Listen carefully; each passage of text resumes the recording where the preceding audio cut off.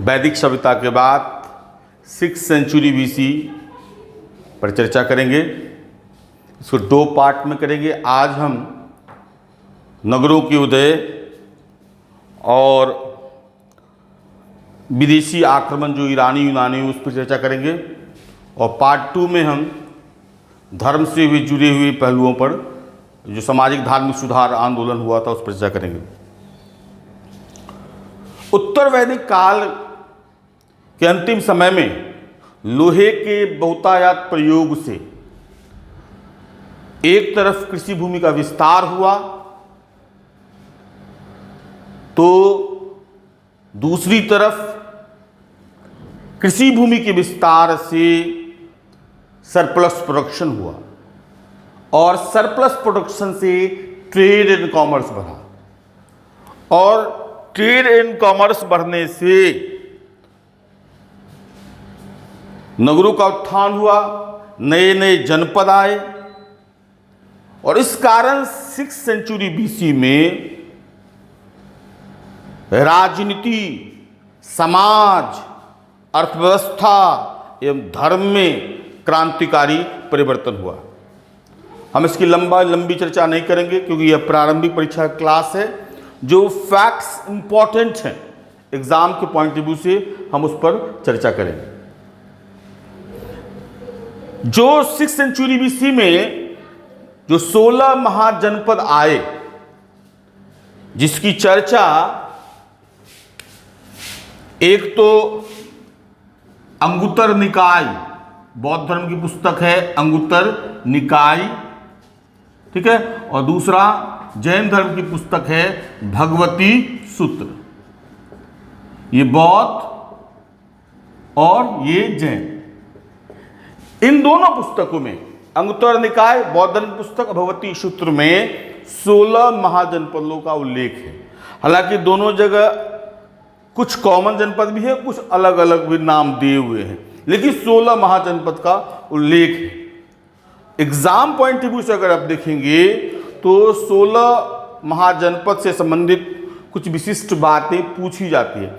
एक तो राजधानी से संबंधित प्रश्न कई बार आया है, दूसरा बिहार से संबंधित जो 3 जनपद है उससे संबंधित अलग अलग तरीके से क्वेश्चन आया, कहाँ है, या उसके विशिष्ट लोगों के बारे में बराबर क्वेश्चन आया है। कभी कभी उन जनपदों की स्थिति के बारे में भी, जितने भी जनपद हैं उसके बारे में पूछा जाता है। हम इस पर विस्तृत चर्चा करेंगे, जिससे कि इससे जुड़ा हुआ कोई भी प्रश्न हो वो ठीक हो जाए। पहला है मगध का, हम सबसे लास्ट में चर्चा करेंगे, क्योंकि इन जितने भी जनपद थे उसमें मगध चरमोत्कर्ष पर पहुंचा। तो क्यों चरमोत्कर्ष पर पूछा और कैसे कैसे इसका विस्तार हुआ, उसको हम डिटेल से चर्चा करेंगे। तो सबसे लास्ट में हम मगध की चर्चा करेंगे। पहले आते हैं अंग। ये अंग जो वर्तमान में भागलपुर में, यह भागलपुर में है, और इसकी पहली चर्चा अथर्ववेद में है। इसकी पहली चर्चा अथर्ववेद में है, ठीक है, अथर्ववेद में भी चर्चा है। दूसरा, महाभारत में आप जानते हैं कर्ण, महाभारत में कर्ण राजा थे, इसकी चर्चा है। इसकी राजधानी थी चंपा, और कभी कभी परीक्षा में पूछता है कि इसका पुराना नाम क्या था, तो इसका पुराना नाम मालिनी था। चंपा का पुराना नाम मालिनी था, ठीक है, चंपा का पुराना नाम मालिनी। अंग से संबंधित 2 चीज और याद रखना है कि यह पहला जनपद था जिसको बिंबिसार ने युद्ध के द्वारा जीत करके मगध साम्राज्य में मिलाया था। तो युद्ध के द्वारा एनेक्स होने वाला ये पहला राज्य था। दूसरा एक और इंपॉर्टेंट है इसमें, यहाँ एक वास्तुकार रहता था, वास्तुकार था महागोविंद। ये वास्तुकार महागोविंद, इसी ने अजातशत्रु के कहने पर राजगृह का दुर्गीकरण कराया था। राजगृह का जो दुर्गीकरण हुआ था, अवंती के राजा चंद्रप्रदोत के भय से जो अजातशत्रु ने दुर्गीकरण कराया था, उसका निर्माता महागोविंद था। तो ये भी परीक्षा में पूछा जाता है कि राजगिरी के दुर्गीकरण, खासकर बीपीएससी में, कि राजगिरी के दुर्गीकरण का काम किसने किया था? तो महागोविंद। दूसरा, काशी राजधानी वाराणसी, इसको बहुत ज़्यादा, ये तो ऐसे ही ध्यान में रहता है, इस पर ज़्यादा बहुत फोकस करने की ज़रूरत नहीं है। हाँ, एक चीज़ यहाँ है, कभी कभी पूछा जाता है कि इसका सबसे प्रतापी सम्राट कौन था? तो इसका प्रतापी सम्राट सबसे था ब्रह्मदत्त। ठीक है, ये ध्यान में रखना है। ये बीपीएससी में कई बार ये क्वेश्चन आ चुका है कि चेदी की राजधानी कौन है? सतवत्ती। सतवत्ती जो है वो चेदी की राजधानी है, बराबर पूछा जाता है। इसके अलावा है वत्स की राजधानी कौशाम्बी। पांचाल जो है इसकी उत्तरी दो पार्ट में था, उत्तरी पंचाल और दक्षिणी पंचाल। उत्तरी पंचाल की राजधानी अहिच्छत्र थी और दक्षिणी पंचाल की राजधानी काम्पिल्य थी। ठीक है, उसके बाद मतस्य, इसकी राजधानी विराट नगरी थी। इसमें बहुत सारा क्वेश्चन पूछा जाता है, ध्यान में रखिएगा इसको बैराट, इसकी राजधानी में विराट नगरी की जगह कभी कभी बैराट दे देता है, तो इसकी राजधानी बैराट। एक बार बीपीएससी में ही पूछा था कि यह कहाँ अवस्थित है? तो यह जयनगर, यह जयपुर, अलवर, ठीक है, जयपुर अलवर के पास इसकी अवस्थिति है। ठीक है, तो ये आप उसको ध्यान में रखेंगे। शूरसेन, इसकी राजधानी मथुरा थी। उसके बाद अस्मक, यह एकमात्र दक्षिण का राज्य था। जितने भी राज्य थे वो सब जो थे वो उत्तर के थे। एकमात्र राज्य जो था अस्मक, जो दक्षिण का राज्य, ये बराबर बीपीएससी में 2 बार लग आ चुका है कि दक्षिण का कौन सा राज्य था जो 16 महाजनपद में था? तो अस्मक, इसकी राजधानी पुत्तन थी। और यह गोदावरी नदी, यही पूछा जाता है किस नदी के किनारे है? तो यह गोदावरी नदी के किनारे है। अवंती, यह भी, इसकी भी 2 थी। उत्तरी अवंती की राजधानी उज्जैनी थी। उज्जैनी जहाँ क्षिप्रा नदी है, यह एकमात्र नदी है, ये यहाँ पे उज्जैनी की राजधानी क्षिप्रा, जहाँ पे कुंभ होता है। ठीक है, उसके बाद दक्षिणी अवंती की राजधानी महिष्मती थी। कुरुक्षेत्र, इसकी राजधानी इंद्रप्रस्थ थी।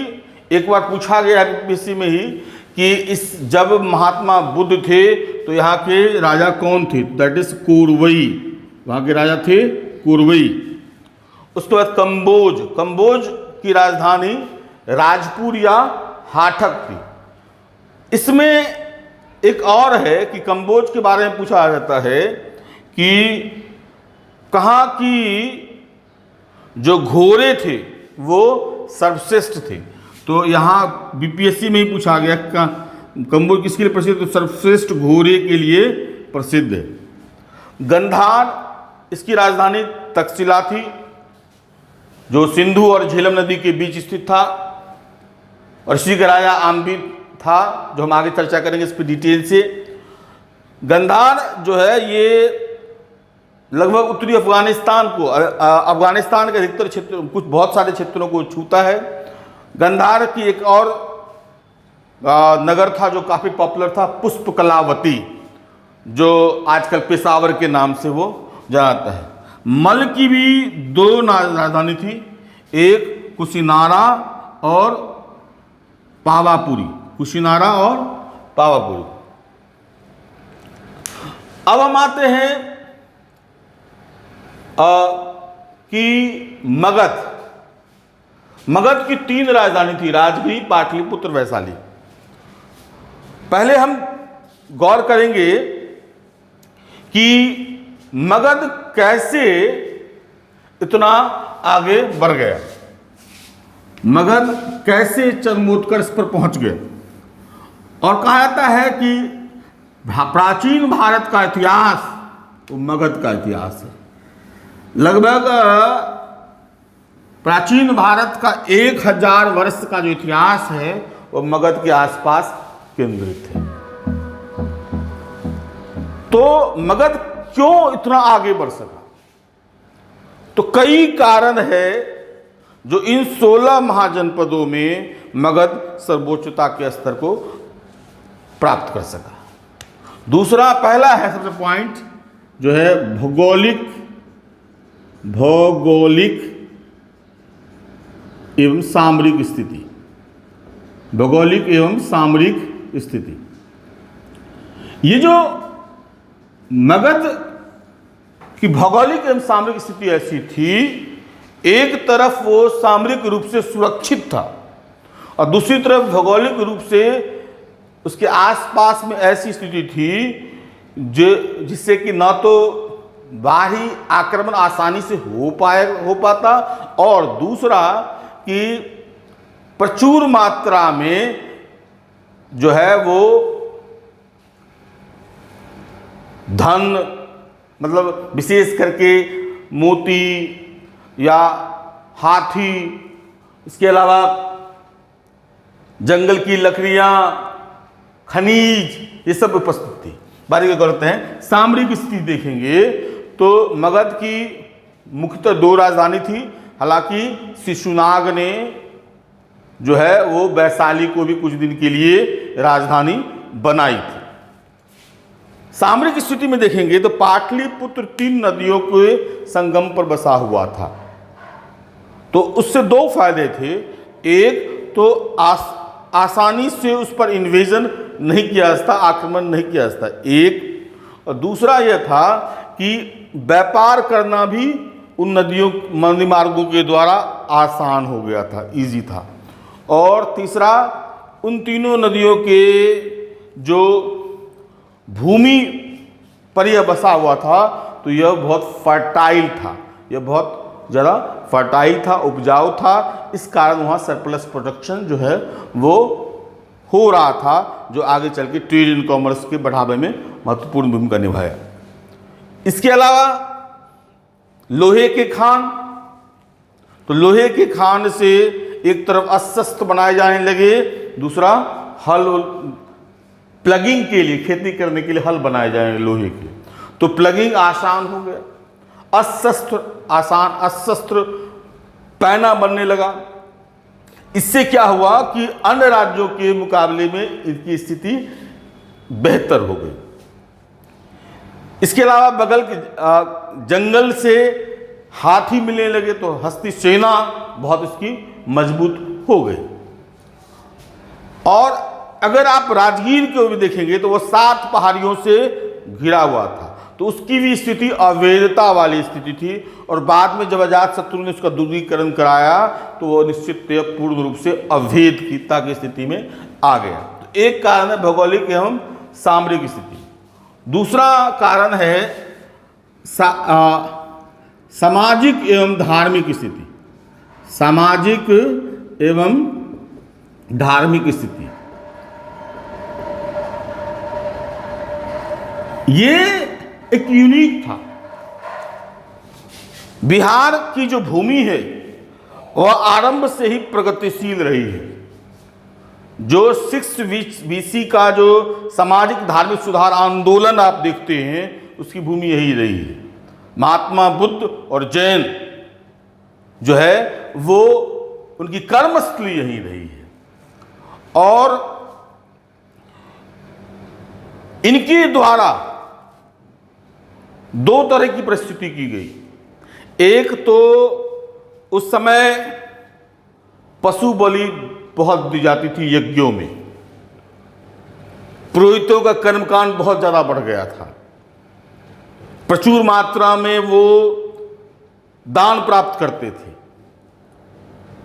और वो क्योंकि अपनी स्थिति को और मजबूत करने के लिए यज्ञ, कर्मकांड, बलि, अंधविश्वास को और ज़्यादा बढ़ाने लगे।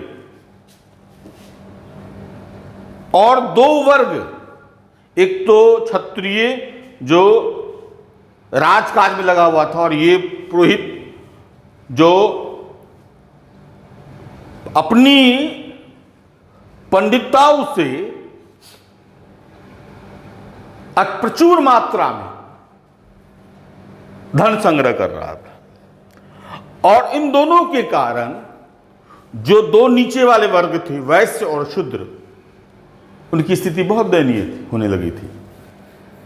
लेकिन जब सरप्लस प्रोडक्शन हुआ तो शूद्रों की स्थिति मजबूत हो गई और ट्रेड एंड कॉमर्स बढ़ा तो वैश्यों की स्थिति मजबूत हो गई। और इन दोनों को सामाजिक संस्थाओं में, सामाजिक मान्यताओं में उनकी स्थिति बहुत नीचे थी। तो एक ऐसे राज्य की खोज में थे, वे एक ऐसे धर्म की खोज में थे जो उनको सम्मान दिला सके। तो सप्तसंद प्रदेश में वो सम्मान नहीं मिला।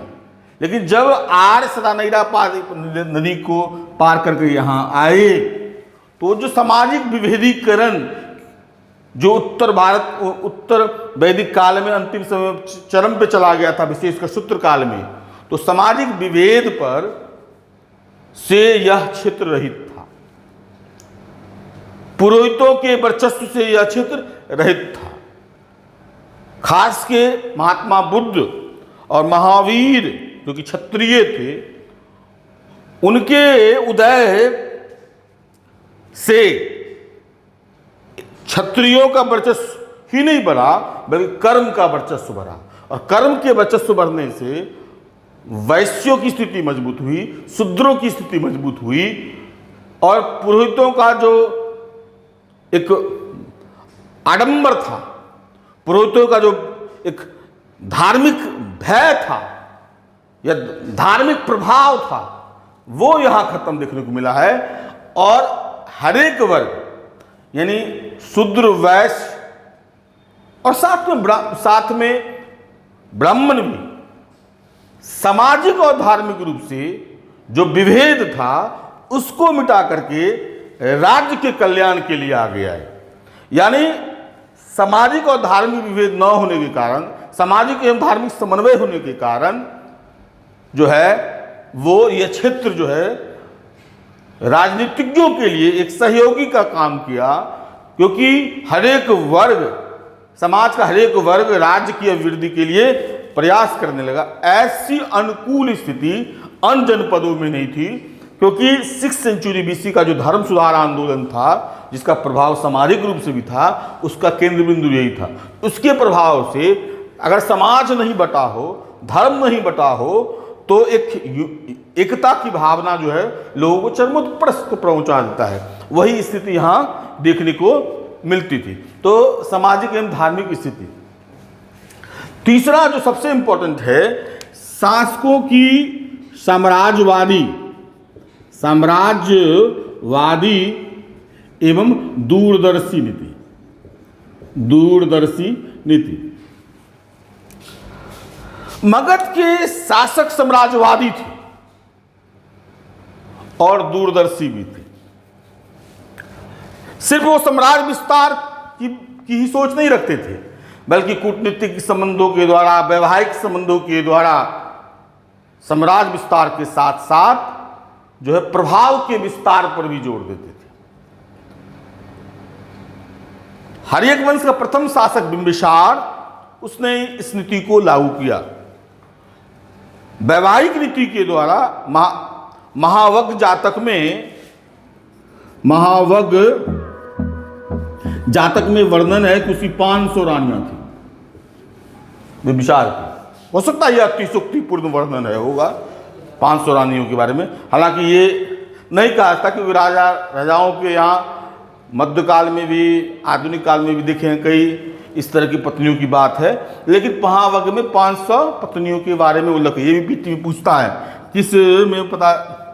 किस ग्रंथ में वर्णन मिलता है कि बिंबिसार की 500 पत्नी थी, दैट इज महावग। लेकिन 4 पत्नियों का स्पष्ट उल्लेख कई जगह मिला है और उसका प्रभाव काफी हुआ। एक तो वैशाली की लिच्छवी गणराज्य के प्रमुख चेटक की पुत्री चेलना से बिंबिसार ने शादी की। इससे पूर्वी भारत का व्यापार निष्कंटक हो गया और पूर्वी भारत से असुरक्षा की भावना हट गई। दूसरा प्रमुख विवाह जो था वो कौशल नरेश प्रसेनजीत की बहन महाकौशला से हुआ और उसके उपलक्ष्य में उन्हें 1 लाख कर राजस्व प्राप्त करने वाला क्षेत्र काशी प्राप्त हुआ। इससे उत्तर के तरफ व्यापार करने का मार्ग खुला। और तीसरी प्रमुख विवाह मध्य प्रदेश की राजकुमारी क्षेमा से हुआ। इससे पंजाब में है, इससे उत्तर भारत का क्षेत्र में प्रभाव और ज़्यादा विस्तृत हुआ। और चौथी शादी विदेह राजकुमारी विदेवासिनी से हुई। विदेह मिथिला को कहा जाता है, विदेवासिनी से हुई। ये 4 शादी प्रमुख रूप से गिनाता है और इन वैवाहिक संबंधों से काफ़ी प्रसार हुआ। विशेषकर चेटक से संबंध होने के कारण स्थिति और अनुकूल हो गई, क्योंकि चेटक एक ऐसा लिच्छवी प्रमुख था जिसकी बहन और पुत्रियां अलग अलग राजवंशों में विवाहित थे। तो ये अंतर संबंध जो है वो राजनीतिक प्रभाव के रूप में आगे जाकर के काम किया। इसके अलावा राजनीतिक और इसके अलावा कूटनीतिक संबंध भी स्थापित करने की कोशिश की। ठीक है, एक तो गंधार के शासक पुकुसाती, सिंध के शासक रोरुक से कूटनीतिक संबंध स्थापित किए। दूसरा, अवंती के राजा चंड प्रदोत को पीलिया रोग हो गया था, तो अपने राजवैद्य जीवक को वहां भेजकर उसका इलाज करवाया। इससे उससे भी संबंध अच्छा हो गया। पूर्वी भारत के व्यापार को संपूर्णता से निष्कंटक करने के लिए उनको यह लगा कि अंग पर कब्जा करने की जरूरत है और इसी तरह साम्राज्यवादी नीति का पालन करते हुए अंग को साम्राज्य में मिला लिया गया। तो ये जो संबंध था आगे बढ़ते गए। मगध राजवंश को पितृहंता वंश कहते हैं, ध्यान में रखिएगा, पितृहंता वंश कहते हैं। हर एक राजा अपने पुत्र के द्वारा मारा जाता था। तो बिंबिसार की हत्या अजातशत्रु ने कर दी। तो अजातशत्रु ने कर दी। इसका एक उपनाम था कुणिक। ये भी बीपीएससी में बड़ा पूछता है, इसका उपनाम क्या था? कुणिक। तो अजातशत्रु ने अपने पिता की हत्या करके राज वापस ले लिया, राज पर कब्जा कर लिया। इससे एक तो वैशाली के लिच्छवी गणराज के लोग इससे कुपित हुए और दूसरा कौशल नरेश प्रसेनजीत भी इससे अप्रसन्न हुआ और उसने काशी को वापस ले लिया। इसका विरोध करते हुए अजातशत्रु ने कौशल पर आक्रमण किया और निर्णायक युद्ध रहा। पहले युद्ध में अजातशत्रु की स्थिति मजबूत थी, लेकिन दूसरे युद्ध में अजातशत्रु की स्थिति कमजोर थी और उसे पकड़ लिया गया। परंतु प्रसेनजीत ने अपनी पुत्री वजीरा, इसके साथ वजीरा का विवाह अजातशत्रु से कर दिया और फिर काशी वापस लौटा दिया। अजातशत्रु का 2 अभियान बहुत महत्वपूर्ण है। एक तो अवंती के राजा चंद प्रदोत से उसे भय था, तो उसने, मैंने कहा था, वस्तुकार महागोविंद से उसने राजगिरी का दुर्गीकरण करवाया। दूसरा, पाटलिपुत्र के पास एक पाटलीग्राम की स्थापना की, वहाँ पे उसका भी एक दुर्गीकरण कराया कि अगर यहाँ परिस्थिति प्रतिकूल हो जाएगी तो पाटलीग्राम जाकर के रह जाएंगे। तो पाटलीग्राम नामक स्थान पे उन्होंने एक दुर्ग बनाया था। इसके अलावा जो सबसे महत्वपूर्ण है वह है लिच्छवी का एनेक्सेशन, क्योंकि जब लिच्छवी ने अजातशत्रु के सत्याग्रहण का विरोध किया तो मतभेद तो वहीं से स्टार्ट हो गए थे। दूसरा, पूरी भारत पर अब निष्कंटक व्यापार चाहिए, और कहा जाता है कि गंगा उस जो पूरी लिच्छवी साइड से जो गंगा के किनारे में मोतियों की खान थी, वो उस पर भी अजातशत्रु की दृष्टि थी। तो अजातशत्रु ने यह सोचा कि लिच्छवी गणराज्य तो है, 8 संघों का गणराज्य है, 1707 राजा हैं और ये काफी शक्तिशाली आपस में मिले हुए हैं, अतः वैसा लिच्छवी को पराजित करना मुश्किल है। इस कारण उनको लगा कि है तो ये संघ है, और अपने समय में भी महात्मा बुद्ध ने संघ की स्थापना कर दी। तो अजातशत्रु महात्मा बुद्ध के पास गया और उनसे अप्रत्यक्ष से पूछा कि संघ की जो आपने स्थापना की है तो इससे क्या क्या फायदा होगा, क्या क्या लाभ होगा। तो उस संदर्भ में उन्होंने कहा कि अगर संघ में भेद डाल दिया जाए तो संघ का पतन निश्चित है, और इस चीज को उन्होंने अपने दिमाग में सेट कर दिया। परीक्षा में, बीपीएससी परीक्षा में एक बार पूछा गया है कि लिच्छवी गणराज्य में के संघ में भेद करने की नीति का परामर्श किसने दिया, तो महात्मा, आंसर होता है महात्मा बुद्ध। हालांकि मैंने कहा कि महात्मा बुद्ध ने यह सोच के नहीं दिया, उसने संघ में कैसे हो सकता है, फूट पड़ सकती है, तो संघ में भेद डाल के दिया। लेकिन बीपीएससी में अगर पूछा था, इसलिए उस चीज को आप ध्यान में रखेंगे कि महात्मा बुद्ध के परामर्श से अजातशत्रु ने लिच्छवी गणराज्य पे भेद डालने के लिए, विभेद डालने के लिए एक मंत्री वस्कार को भेजा, और उस वस्कार ने वहां जा करके लिच्छवी गणराज्य में आपस में विभेद पैदा कर दिया। और जब वह धीरे धीरे अशक्त होने लगा, तब अजातशत्रु ने रथमूसल और महाशिलाकंटक, रथमूसल और महाशिलाकंटक नामक आधुनिक अस्त्र कह सकते हैं और टैंक कह सकते हैं, तो इन दोनों शस्त्रों के द्वारा लिच्छवी गणराज्य को ध्वस्त कर दिया। ठीक है। उसके बाद एक इसने वैवाहिक संबंध स्थापित किया था अपनी पुत्री पद्मावती की जो विवाह है उसने वत्सराज उद्यन से किया था। वत्सराज उद्यन से उन्होंने अपनी पुत्री पद्मावती का विवाह किया था।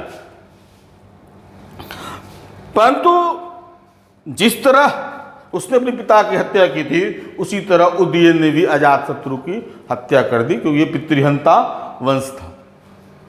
उदयन को हम विशेष रूप से नहीं जानेंगे, सिर्फ और सिर्फ 2 चीज ध्यान में रखेंगे।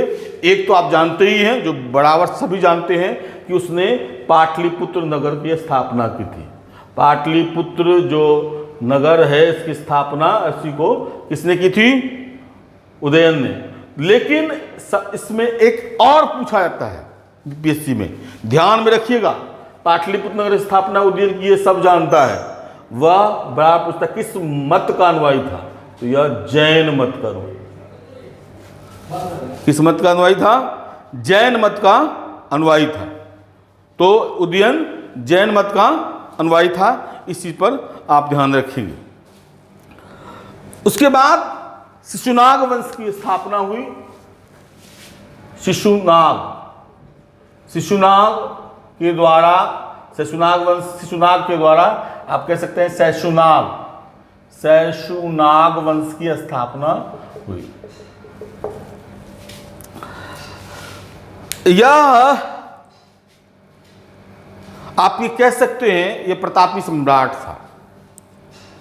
एक तो इसने दो राजधानी बनाई, एक तो राजगिरी और दूसरा वैशाली।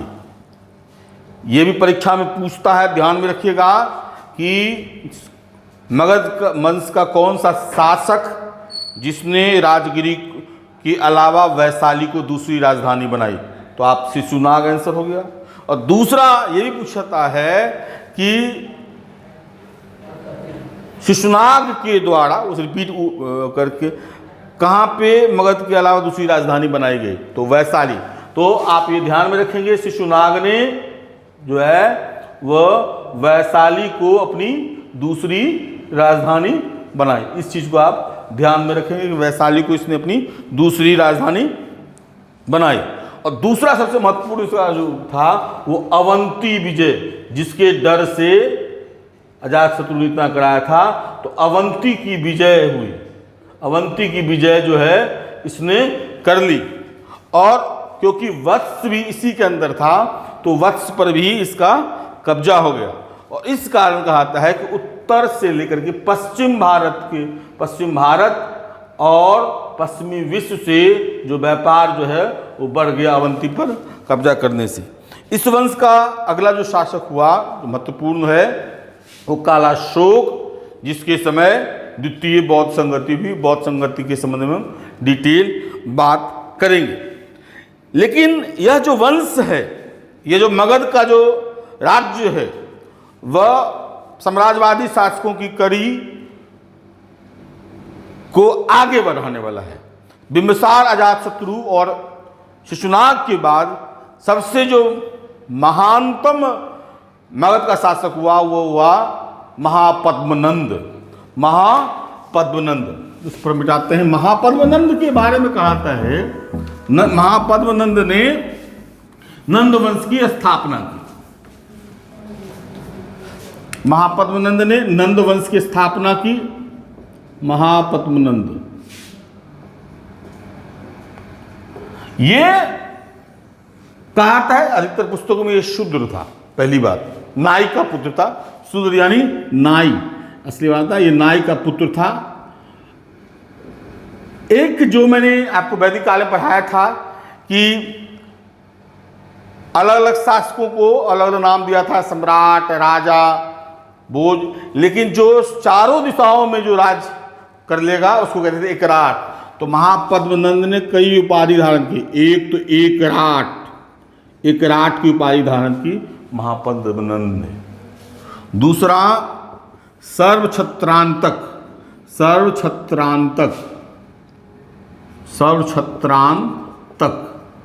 यानी क्षत्रियों, जैसे परशुराम ने शपथ ली थी क्षत्रियों का नाश, उसी तरह सर्वछत्रांतक जो है की उपाधि धारण की इसने। परशुराम का अवतार की उपाधि धारण की इसने, महापद्मनंद ने। कलिंग पर पहला प्रभाव स्थापित करने वाला यही शासक था। ये भी परीक्षा में पूछता है, ध्यान में रखिएगा। कलिंग पर पहली बार कब्जा करने वाला कौन सा शासक था, तो वो था महापद्मनंद। दूसरा इंपॉर्टेंट है कि दक्षिण भारत पे विजय अभियान को आगे बढ़ाने वाला पहला शासक कौन था, दैट इज महापद्मनंद। कलिंग पर उसके प्रभाव के बारे में ये खारवेल के हाथी गुम्फा अभिलेख में, खारवेल के हाथी गुम्फा अभिलेख में मिलता है। इसमें लिखा हुआ है कि मगध का शासक कलिंग से जिनसेन की मूर्ति उठाकर ले गया था। दूसरा, वहाँ पे उसने एक नहर का भी निर्माण किया था, झील, इसकी भी चर्चा उसमें मिलती है।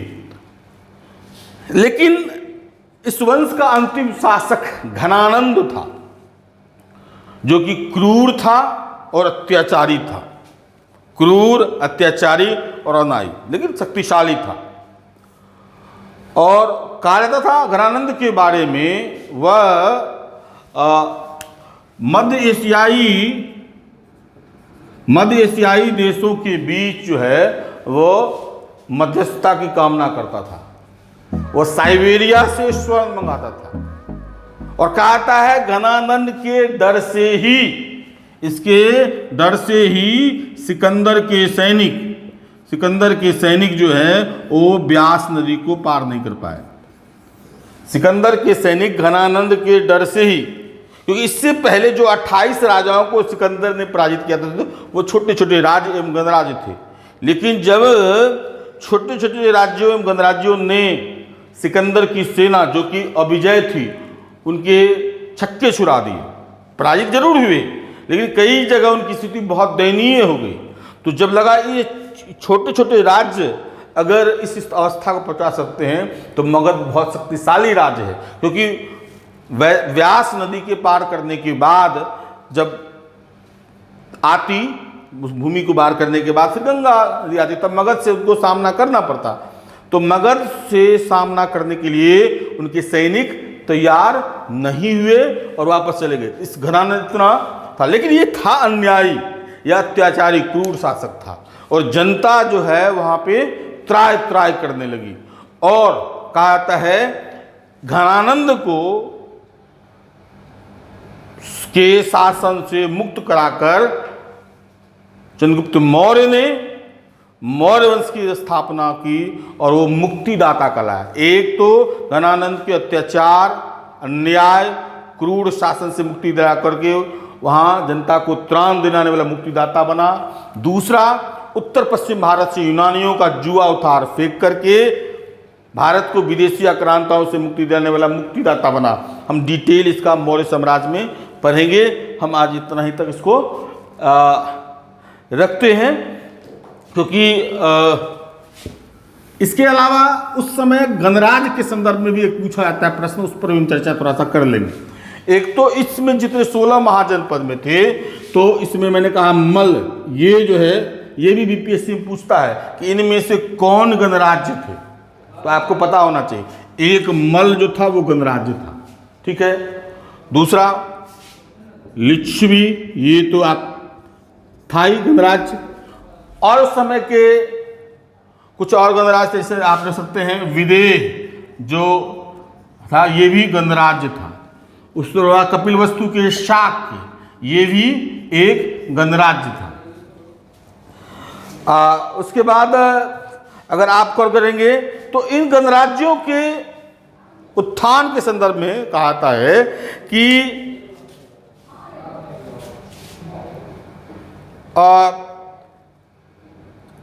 अगर उत्थान हुआ इसलिए उनमें लोकतंत्रात्मक प्रणाली थी।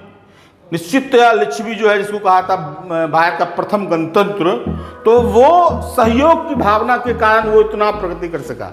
लेकिन एक तरफ जब अलग अलग जनपदों के साम्राज्यवादी शासक निगलने के लिए तैयार थे जनपदों को, गणराज्यों को, तो दूसरी तरफ इनमें आपसी विभेद भी आ रहा था। और तीसरा सबसे महत्वपूर्ण जो परीक्षा में आंसर होना चाहिए आपका, कि गणराज्यों के पतन का सबसे मुख्य कारण यह था कि गणराज्यों ने भी राजतंत्रात्मक प्रणाली के चिन्ह अपना लिए थे। राजा वहां भी अनुवांशिक होने लगा था, इसलिए वो कर सकता था। इसके चुनाव प्रणाली, जो चुनाव करवाते थे उसको चुनाव मताधिकारी को सलाका ग्राहक कहते थे। सलाका ग्राहक जो चुनाव कराता था उस अधिकारी को कहते थे सलाका ग्राहक। पतन का मुख्य कारण था एक, अगर क्योंकि 1 2 3 4 हो जाएगा या नन ऑफ दीज होता है आंसर, इसलिए तो उसमें 2-3 सही कारण दिए जाते हैं। तो सही कारण को सुनिए गणराज्यों के पतन का। पहला ये कारण कि मगध के शासकों या अन्य जनपद के शासकों के द्वारा साम्राज्यवादी नीति का पालन करना। दूसरा, इनमें आपसी मतभेद। तीसरा जो सबसे महत्वपूर्ण कारण है कि इन्होंने भी राजतंत्रात्मक प्रणाली की विशेषताओं को धीरे धीरे अपना लिया। अब हम विदेशी आक्रमण की चर्चा करेंगे। विदेशी आक्रमण की चर्चा करेंगे। भारत पर जो पहला विदेशी आक्रमण था वह था ईरानी का।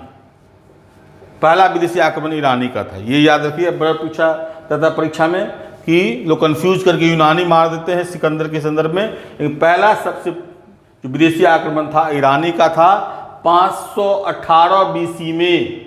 518 बीसी में दारा के द्वारा जो है वो यहाँ पे आक्रमण हुआ था, और कहा जाता था कि दारा के यह 20वां प्रांत था, और इससे 360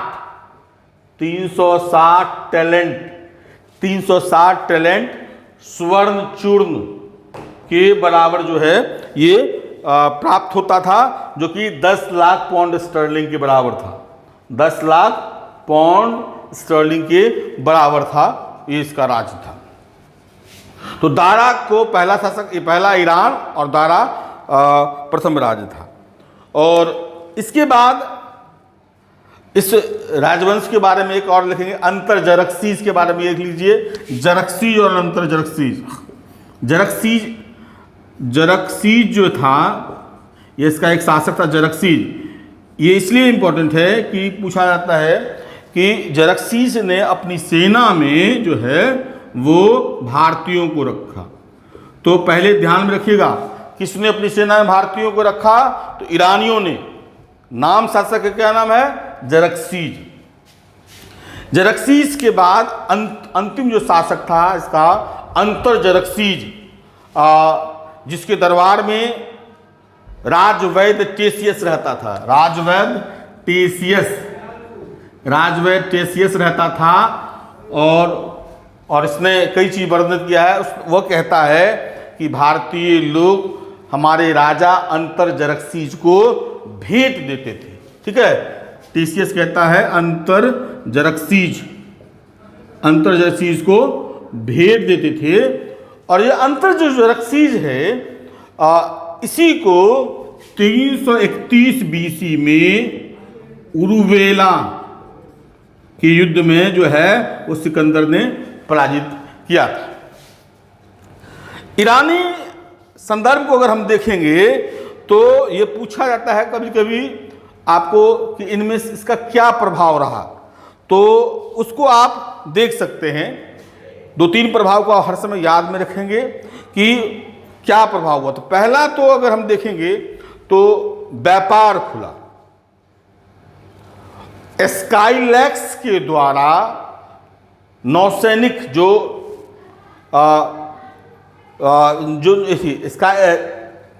नौसेना के व्यापार जो है नौसैनिक व्यापार खुला स्काईलैक्स के द्वारा। जो इसका ये नौसेनापति था, तो स्काईलैक्स के द्वारा क्या हुआ? नौसेना का व्यापार खुला।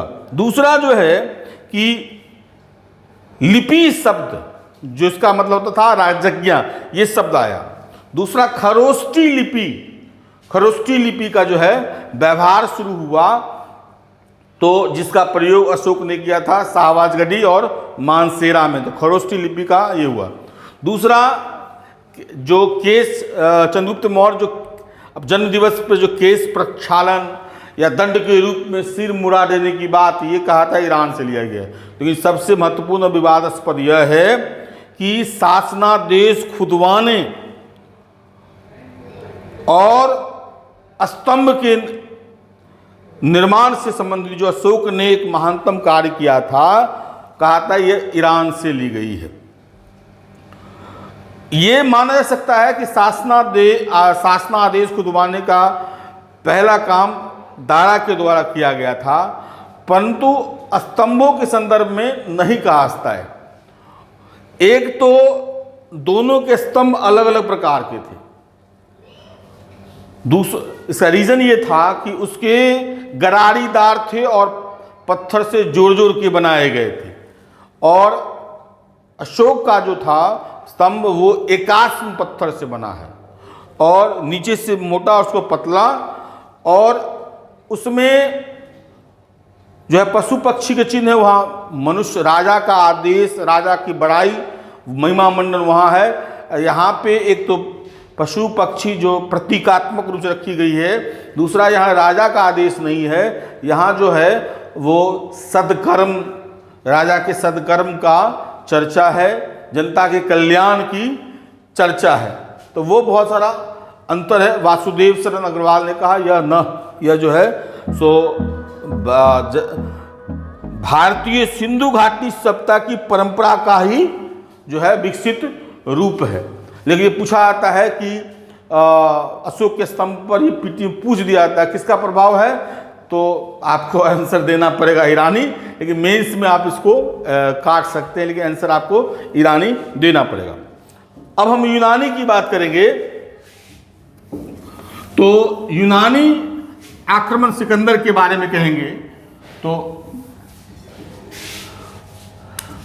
यूनानी देखिएगा, इसका बहुत ज़्यादा महिमा मंडन हुआ है सिकंदर का। मैसोडोनिया के क्षत्रप जो थे वो फिलिप इसका यह पुत्र था, फिलिप का पुत्र था। साम्राज्यवादी इतिहासकार ने उसका काफी महिमा मंडन किया है। विशेषकर एक पुस्तक है अर्ली हिस्ट्री ऑफ इंडिया, ये बड़ा बीपीएससी में एक बार पूछा भी है, याद रखिएगा, अर्ली हिस्ट्री ऑफ इंडिया। ये 1904 में लिखी गई थी और ये लिखा था V.A. Smith, Vincent Arthur Smith. ये पूछा है बीपीएससी में। इसने प्राचीन भारत का इतिहास लिखा, अर्ली हिस्ट्री ऑफ इंडिया लिखा, लेकिन 1/3 हिस्सा सिकंदर को समर्पित है। 1/3 हिस्सा सिकंदर को समर्पित है, जबकि मेरे हिसाब से सिकंदर ने ऐसा कोई भारत में कोई ऐसा प्रभाव नहीं छेड़ा जिसकी इतनी महिमा मंडित की जाए। 326 ईस्वी में बसंत के महीने में सिकंदर भारत में प्रवेश किया और तक्षशिला का शासक आम्भी ने उसका स्वागत किया। ये जो तक्षशिला राज है, ये पूछता है परीक्षा में, बराबर बीपीएससी में भी आया है। तक्षशिला किसके किसके बीच है, तो सिंधु एवं झेलम के बीच है। तक्षशिला जो है सिंधु एवं झेलम के बीच है। तो आम्भी ने यह सहायता पहुंचाई, उसको 500 हाथी दिए। आम्भी ने उसको 500 हाथी दिए और कहा जाता है भारतीय इतिहास में यह भारतीयों के द्वारा किया गया पहला विश्वासघात था। उसके बाद जो प्रमुख लड़ाई हुई उसके वो झेलम नदी के किनारे वह पोरुस से लंबे संघर्ष के बाद आप ये कह सकते हैं कूटनीति या के द्वारा, या आप ये कह सकते हैं कि छल के द्वारा सिकंदर ने उसको पराजित किया। लेकिन जिससे बहुत बचपन से हमें स्टोरी सुनते आए हैं सिकंदर और पोरुस का, हाइडेस्टीज नदी, झेलम नदी को यूनानी कहते थे हाइडेस्टीज नदी के किनारे जो है, तो सिकंदर के सामने में जब पोरुस को लाया गया तो उसने कहा कि तुम्हारे साथ क्या व्यवहार किया जाए, तो कहा एक विजेता राजा को पराजित राजा के साथ जिस तरह का व्यवहार करना चाहिए उसी तरीके का व्यवहार करना चाहिए। उससे काफ़ी प्रभावित हुआ, न सिर्फ उसको छोड़ दिया बल्कि उसके साथ कई आसपास के राज्यों को भी उसको दे दिया, यानी उसकी साम्राज्य को सीमा को भी बढ़ा दिया। इसके अलावा कुछ कुछ और इम्पोर्टेंट है जो आपको जानना पड़ेगा सिकंदर के, क्योंकि उसमें जो आक्रमण हुए तो उस दौरान कई चीज उनको देखने को मिला। एक बहुत परीक्षा में पूछा जाता है अस्वक। अस्वक जो है राज्य था, इसकी राजधानी थी मशक।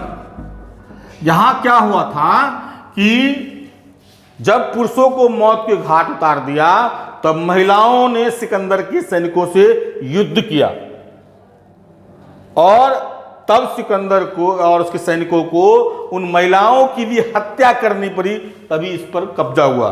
तो याद रखिए, हमारे यहाँ सिर्फ पुरुष ही नहीं, प्राचीन काल से महिलाएं भी वीरांगनाएं होती थी और अपने देश के लिए, अपने राष्ट्र के लिए सर्वस्व न्यौछावर करने के लिए तैयार होती थी। अपने राष्ट्र की रक्षा के लिए तलवार अपने हाथों में लेने में विश्वास करती थी, ये पता चलता है। दूसरा एक और इंपॉर्टेंट है, कठ जनजाति में उन्होंने देखा, कठ जनजाति में यूनानियों ने सती प्रथा के लक्षण देखे थे, सती प्रथा के लक्षण, ये इंपॉर्टेंट है। एक और इंपॉर्टेंट रखिएगा, इस अंतिम आक्रमण कब हुआ, तो पटलेन। पटलेन जो है, जो पाटल की राजधानी है पाटल, ये यहां इसका अंतिम आक्रमण हुआ। ठीक है, तो ये ध्यान रखिएगा। यहां एक और विशेषता है, यहां पर उसने देखा स्पार्टा के समान, स्पार्टा यूनानी राज्य था, स्पार्टा के समान यहां पे द्वैय राज व्यवस्था थी। स्पार्टा के समान द्वैय राज व्यवस्था यहां पे थी। इसको आप ध्यान में रखेंगे। और इसने कितने राज्यों को, 28 छोटे छोटे राज्यों एवं गणराज्यों को इसने पराजित किया। लेकिन ब्यास नदी के पास इसके सैनिकों ने अस्वीकार कर दिया कि हम आगे नहीं बढ़ेंगे, क्योंकि उनको डर था कि अब मगध से सामना करना पड़ेगा, जहां का शासक घनानंद काफी शक्तिशाली था। वैसे भी कई लोग मारे जा चुके थे, कई घायल हो चुके थे, थक चुके थे। इस कारण सिकंदर को वापस जाना पड़ा और बेबीलोन में जाकर के उनकी बेबीलोन में 323 ईस्वी में उसकी जो है मृत्यु हो गई, सिकंदर की मृत्यु हो गई। प्रभाव क्या, अगर प्रभाव के संदर्भ में देखेंगे तो 2-3 प्रभाव आप देख लीजिएगा। जो ईरानी छत्र प्रणाली, ईरानियों के द्वारा जो छत्र प्रणाली विकसित की गई, उस परंपरा को आगे बढ़ाया यूनानियों ने और एक छत्र प्रणाली को सुदृढ़ आधार दिया और जीते हुए राज्यों पर अपने अपने छत्र स्थापित किए, जिसका विकास आगे चल के आप कुषाण शासकों में, आप सब कुषाण शासकों में देख सकते हैं। तो छत्र प्रणाली का विकास ये। दूसरा है मुद्रा की उलुक शैली का विकास किया। उलुक शैली मुद्रा की, जो आप भारतीय मुद्रा शैली में इसको दिखा सकता है। दूसरा है गंधार कला। गंधार कला का जो है विकास जो है, ये भी इसकी एक देन है। ठीक है, उसके अलावा दर्शन में देखेंगे तो पाइथागोरस और का जो है, और एस्ट्रोलॉजी से संबंधित जो है, ज्योतिष से संबंधित ज्ञान जो है, इन्होंने इनसे प्राप्त किए। ठीक है, उसके बाद इनका जो एक नियार्कस जो नौसेना, नियार्कस जो इनका मित्र था, इसने जो है नौसेना का व्यापार को और ज्यादा ये किया। और सिकंदर के समय में यूनानियों के द्वारा नौसैनिक व्यापार और स्थलीय व्यापार को भी सुगमता प्रदान की गई, यानी वो अब स्पष्ट रूप से निर्धारित हो गया। तो पश्चिम देशों के साथ व्यापार समृद्ध हुआ, सांस्कृतिक आदान प्रदान अब बहुत ज़्यादा होने लगा। लेकिन सबसे महत्वपूर्ण योगदान अगर हम मानते हैं तो उस सिकंदर का, तो यह है उसने भारत को एकीकरण की प्रवृत्ति की ओर पहुंचा दिया। यानी सिकंदर के द्वारा जो जिन जिन राज्यों को पर कब्जा किया गया था, वहां पर छत्र को स्थापित किया था, तो उसने चंद्रगुप्त मौर्य को प्रेरित किया कि भारत में एकीकरण की प्रक्रिया को अपनाया जाए। तो आप कह सकते हैं कि चंद्रगुप्त मौर्य को भारत के एकीकरण की प्रक्रिया की समझ जो है वो सिकंदर के सैनिकों के द्वारा ही, सिकंदर के अभियानों के द्वारा ही हुआ। नियार्कस के एक इंपॉर्टेंट है। इसके अलावा इसके साथ 2 और आए थे। एक तो अरिस्टोबुलस और